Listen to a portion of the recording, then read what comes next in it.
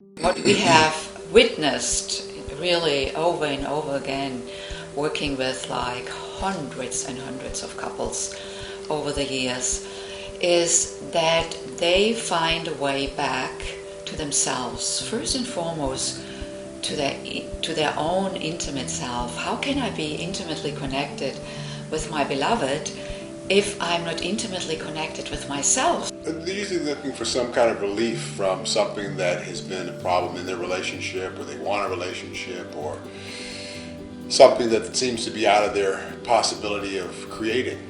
You know, some couples come really at the brink of separation, divorce. They may come to us as a last resort, or some couples come, they are happily married, or they are in a really great love with each other in their relationship. However, you know, perhaps the kids have left for college. It's time for them to reconnect on an intimate, including sexual level. So doing the work with Freddy and Elsbeth, I started to clear out old baggage. I even found a inner confidence that I didn't even know that I had. I started coming alive. I was first introduced to these practices when I was 13 years old. I was living in the beautiful islands of Hawaii with my dad, and I was going through my puberty, discovering the sexual side of my being.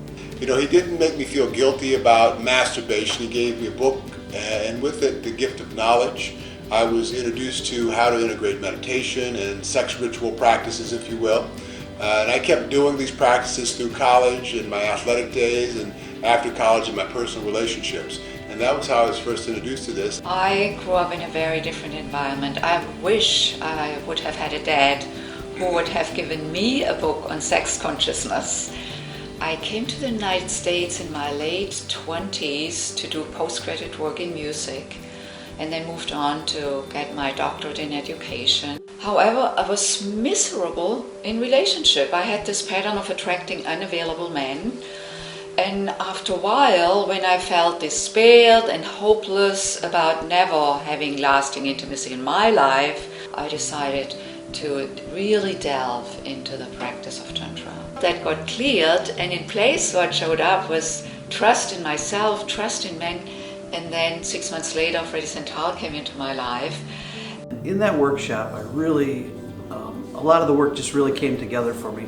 And I realized that I don't have to wait for anybody to have my access to my power in my life and my vitality. A lot of the times before, I was always waiting for other people.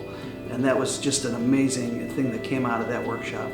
And that is where I find where we distinguish ourselves. It's like, here is a couple that lives and breathes the practices and shares that from couplehood, present at the same time. You know, this is where I love that when we teach, Freddy speaks from the masculine side, I speak and listen from the feminine side, and that is where our clients can get themselves. We love this practice of sharing with others a familiarity that they've forgotten in terms of how they can really create their own lives and be totally at choice in their life, and be happy and creative. So now I have a deeper love for myself, and I'm also open to love. And then of course that requires practice, and then also another level is where we teach them certain sexual rituals, both dedicated, one of them to the woman and the other one to the man. And in that whole gestalt of practices and learning, a shift occurs. We have pretty much a 90% success rate. When people come here and commit themselves to the work, then things can open up.